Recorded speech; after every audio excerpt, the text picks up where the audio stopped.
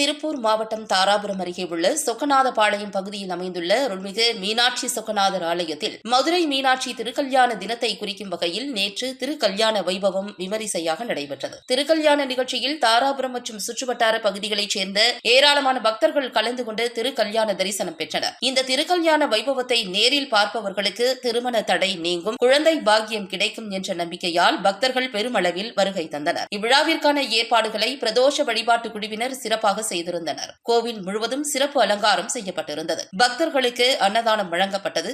பக்தி உணர்வோடு நிகழ்ச்சி நடைபெற்றது.